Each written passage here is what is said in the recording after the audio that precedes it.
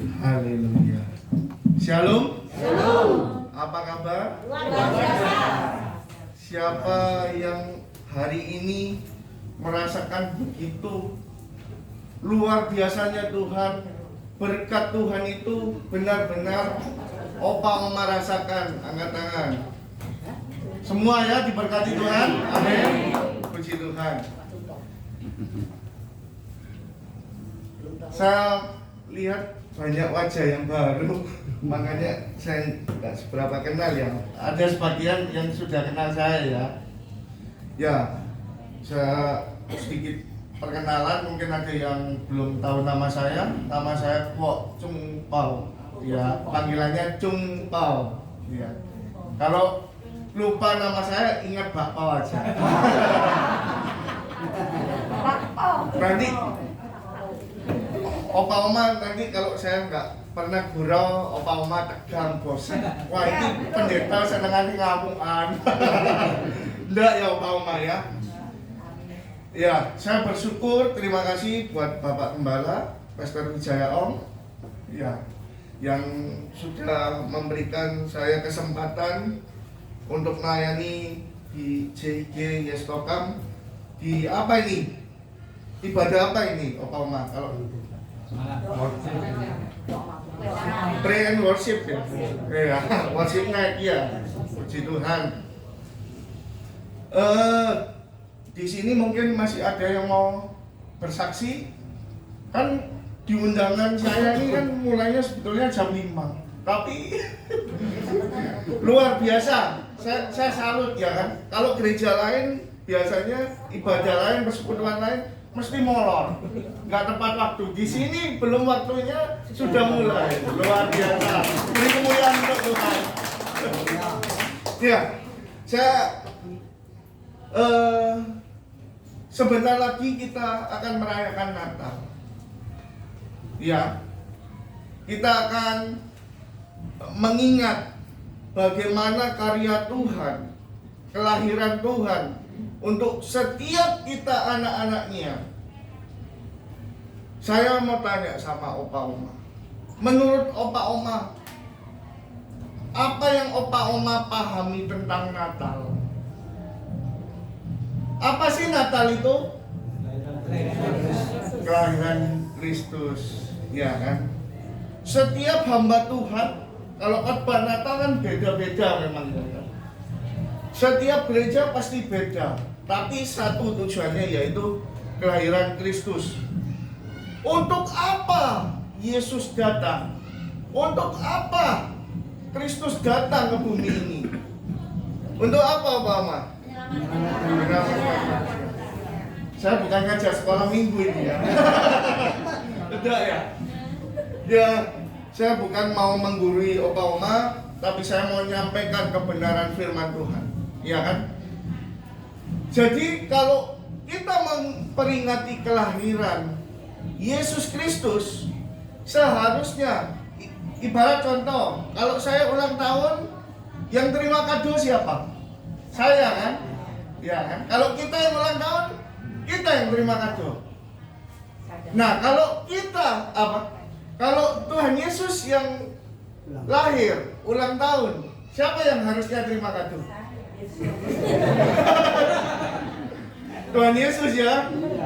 Pertanyaannya, apa yang sudah Opa Oma siapkan untuk memberi kado kepada Tuhan Yesus? Ada yang sudah menyiapkan kado?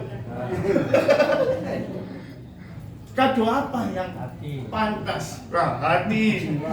Lah, dengan apa kita bisa memberi kado? Ya kan? Saya selalu sering beri perumpamaan sama teman-teman saya, sama saudara-saudara saya. Kursi siapa yang buat? Manusia. Siapa yang menikmati kursi? Manusia. Siapa yang membuat kita? Menciptakan kita? Bukan papa mama ya. Bercanda ya papa ya. Tuhan Yesus. Sudahkah Tuhan menikmati hidup kita? Nah, yang tahu jawabannya Opa Oma sendiri, bukan saya, bukan Sumatius, bukan Pak Tri, ya kan? Opa Oma sendiri.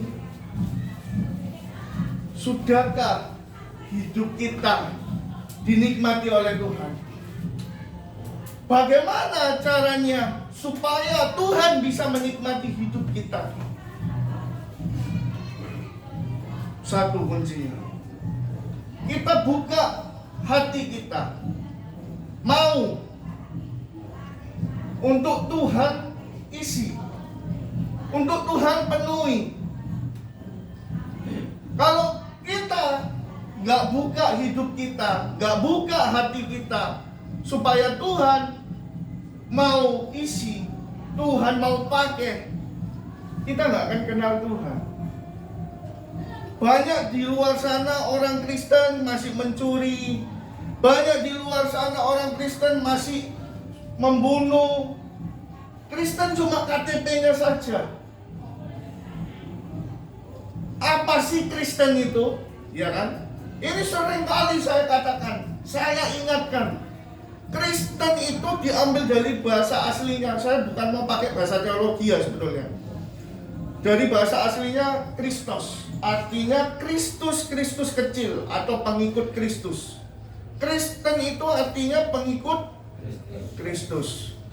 Kalau kita mengaku kita pengikut Kristus, sudahkah hidup kita seperti Kristus?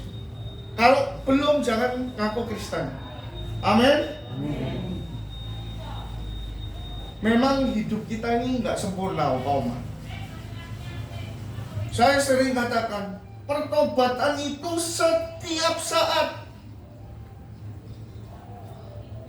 Kalau kita sadar, oh, apa yang kita perbuat, apa yang kita lakukan itu salah, cepat berbalik. 180 loh ya, bukan 360, kembali lagi. Bahaya. Kalau kita melihat perjalanan Rasul Paulus, siapa yang nggak kenal Rasul Paulus? Dia Saulus, diberi surat kuasa untuk membunuh anak-anak Tuhan. Begitu kejamnya. Tapi waktu dia berjumpa pribadi dengan Tuhan, dia berubah hidupnya 180 derajat. Yang tadinya pembunuh, ya kan, penjala manusia untuk dibunuh, akhirnya dia menjala manusia untuk mempertobatkan, memperkenalkan siapa itu Yesus, siapa itu Kristus. Kalau kita mengandalkan pikiran kita, logika kita mengandalkan kekuatan kita, daging kita, nggak akan pernah kita menjangkau Tuhan. Betul, Opa Oma? Pertanyaannya, dulu saya ya, mungkin Opa Oma belum pernah dengar kesaksian saya. Dulu, bagi saya, Tuhan itu adalah papa mama saya. Bagi saya nggak percaya Tuhan yang nggak kelihatan. Tapi setelah di sekolah Alkitab, saya banyak belajar tentang Tuhan. Saya murid yang paling kritis. Saya murid yang paling ingin tahu tentang Tuhan itu seperti apa.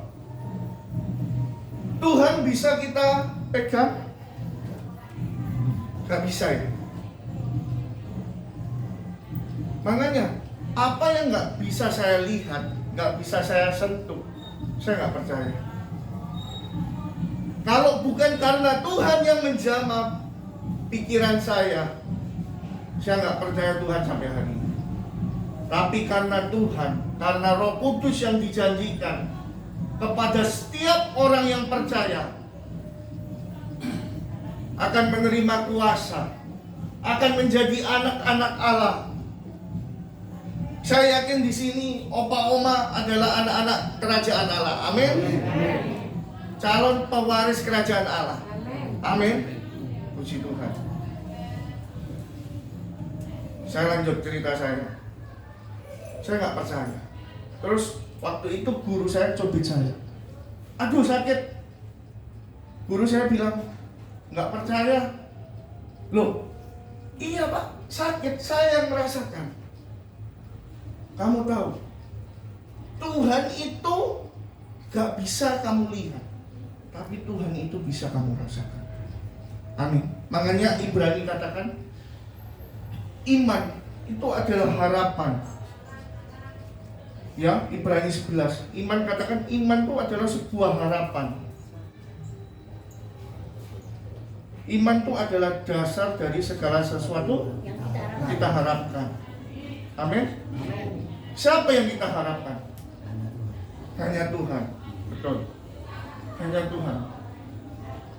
Kalau hidup kita tidak punya iman, berarti kita mati sudah, Bapak Ibu Saudara. Binasa. Tanpa iman kita nggak akan kenal Tuhan. Siapa yang membangun iman itu? Roh Kudus, betul. Yohanes 15:16 katakan, bukan kamu yang memilih aku, tetapi aku. Mau kita berusaha, kita ikut Kristen, iya kan? Tapi kalau kita masih mengeraskan hati kita, pikiran kita nggak menerima Roh Kudus, panggilan itu, kita nggak akan pernah kenal Tuhan. Cuma Kristen katanya. Ya Opa Omar, saya yakin di sini Opa Omar diberkati Tuhan. Amin. Bukan cuma di bumi, nanti waktu kita pulang kita pasti diberkati. Amin. Amin. Saya buka Saya ajak Opa Omar buka Alkitab kita, ayat yang sangat terkenal sekali. Yohanes 3 ayat 16. Karena ini mau menjelang Natal, saya kabarnya tentang Natal ya. Yohanes 3 ayatnya yang ke-16. Saya akan bacakan bagi Opa Omar. Waduh, lampu. Ya. Karena begitu besar kasih Allah akan dunia ini, sehingga ia telah mengaruniakan anaknya yang tunggal, supaya setiap orang yang percaya kepadanya tidak binasa, melainkan beroleh hidup yang kekal. Amin. Apa sih Natal itu?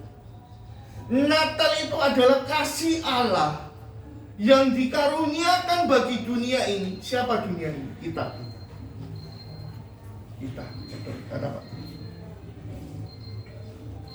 Saya mau katakan, ulangi lagi. Natal itu adalah lahirnya kasih Allah, yaitu Yesus Kristus ke dunia ini. Saat kita percaya, kita sudah dipindah dari gelap kepada terangnya yang mulia, terangnya yang ajaib. Amin. Kita harus paham, Opa Oma, Natal itu adalah kasih Allah yang lahir bagi dunia ini, bagi hidup kita. Kenapa Allah harus turun menjadi manusia? Kita tahu ya, karena Adam dan Hawa, kita kena dosa kutuk keturunan. Hilangnya kasih Allah itu waktu Adam dan Hawa melanggar perintah Tuhan. Kenapa? Waktu itu, waktu kemuliaan Allah, waktu kasih Allah sudah hilang. Maksudnya kasih Allah gini, kasih yang dalam diri Adam dan Hawa. Kenapa? Buktinya anaknya Kain dan Habel. Siapa yang membunuh Habel? Kenapa Kain membunuh Habel? Karena iri. Iri disebabkan karena apa? Karena Kain sudah tidak punya kasih lagi, makanya iri. Betul? Saya izin minum bentar ya. Biasa tato.